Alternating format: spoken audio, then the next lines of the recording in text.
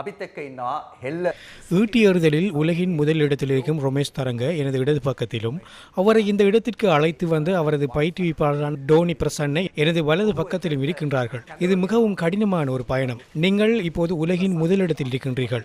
Diamond league தடகள போட்டித் தொடரில் உங்களுடைய திறமை, அதேபோன்று பொதுநலவாய விளையாட்டு விழாவில் நீங்கள் வென்ற தங்கப்பதக்கம் குறித்து உங்களுக்கு ஏற்பட்ட உணர்வையும் இலங்கையிலும் உலகெங்கிலும் உங்களை பார்த்து கொண்டிருக்கும் உங்களது அன்பான ரசிகர்களுக்கு கூற விரும்புவதையும் பகிர்ந்து கொள்ளுமாறு கேட்டுக்கொள்கின்றேன். ප්‍රේක්ෂකීන්ට කියන්නට තියෙන දේ කියන්න. ඇත්තරම ගොඩක් ලොකු ගමනක් ආවේ. உண்மையிலேயே மிகவும் நீண்டதொரு பயணத்தையே கடந்து வந்திருக்கின்றோம். பாடசாலை காலத்திலிருந்தே மிகவும் கடுமையாக உழைத்தேன். ஏனெனில் இந்த விளையாட்டுடன் போராடி பல பெரிய தடைகளை தாண்ட வேண்டியிருந்தது. பாடசாலை காலத்தில் அதிகாலை 4 மணிக்கு பயிற்சியை மேற்கொள்வதற்காக வீட்டை விட்டு புறப்படுவேன். பாடசாலை முடிந்த பிறகு மாலை 4 மணிக்கு வீட்டிற்கு வருவேன். அவ்வாறானதொரு பாரிய அர்ப்பணிப்புடனேயே பல வருடங்களாக இந்த விளையாட்டில் ஈடுபட்டேன். பொதுவாக நான் ஈட்டியறிதலை தெரிவு செய்த வருடம் முதல் இன்று வரை ஒவ்வொரு வருடமும் எனது சொந்த சிறந்த சாதனையை நிலைநாட்டியுள்ளேன். இறுதியாக 2026 எனது சொந்த சிறந்த சாதனையாக 92.62 மீட்டரை பதிவு செய்தேன். அது ஒரு தேசிய சாதனை மற்றும் டயமண்ட் லீக் போட்டி சாதனையாக அமைந்தது.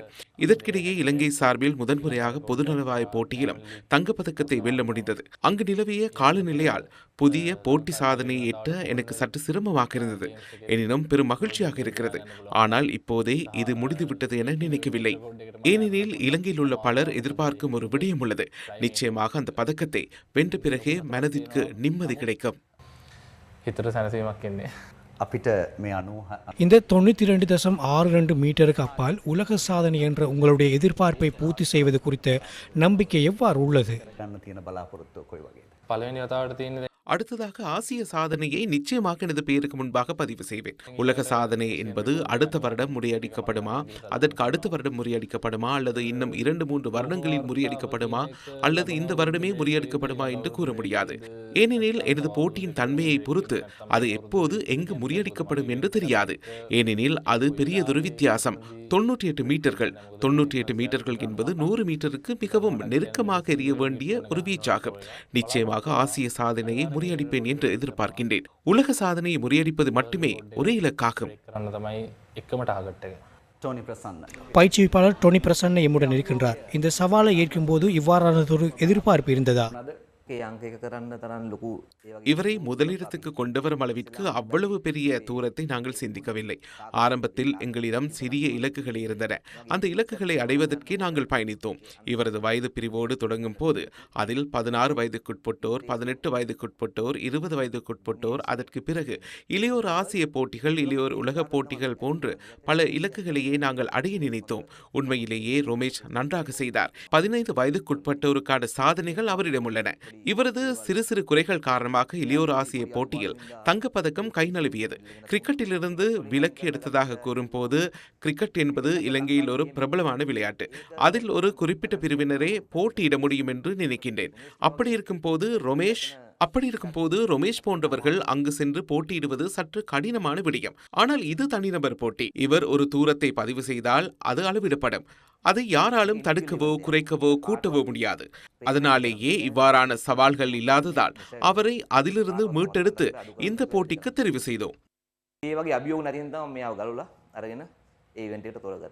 හොඳයි අපි சரி, இங்கிருந்து அடுத்ததாக நாளை மறுநாள் மற்றும் ஒரு சவாலுக்கு செல்ல தயாராகி வருவதாக தெரிகின்றது. அது தொடர்பில் இலங்கை விளையாட்டு ரசிகர்களுக்கு என்ன கூற விரும்புகின்றீர்கள்? ඔව් ඇත්ත වශයෙන්ම ඒකත් මම ஆம், நிச்சயமாக அதுவும் இலங்கை விளையாட்டு வரலாற்றில் ஒரு புதிய திருப்பம் என்று நினைக்கின்றேன். ஏனெனில் டயமண்ட் லீக் இறுதிப் போட்டி உள்ளது. இலங்கை வரலாற்று எந்த ஒரு வீரரும் டயமண்ட் லீக் இறுதிப் போட்டியில் பங்கேற்றதில்லை. அதேபோல் உலக அல்டிமேட் போட்டி இந்த வருடம் தொடங்குகிறது. உலகின் முதல் 8 இடங்களை பிடித்தவர்கள் பங்கேற்கும் போட்டியாக இது அமைய உள்ளது. எனவே இந்த 2 போட்டிகளும் உலக அளவில் போட்டியிடும் போட்டிகளாகும்.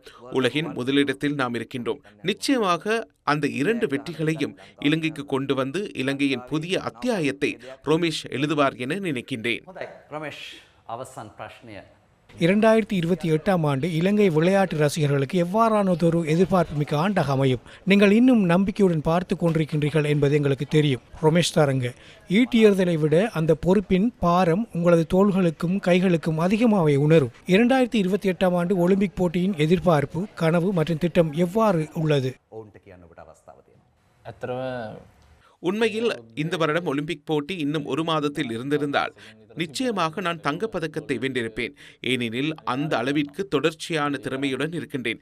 2028 இதைவிட பெரிய வீச்சை எறிந்து இதைவிட பெரிய சாதனையை எட்டி ஒலிம்பிக் தங்கப்பதக்கத்தை கைப்பற்றுவதும் ஒலிம்பிக் சாதனையை முறியடிப்பதுமே ஒரே எதிர்பார்ப்பாகும்.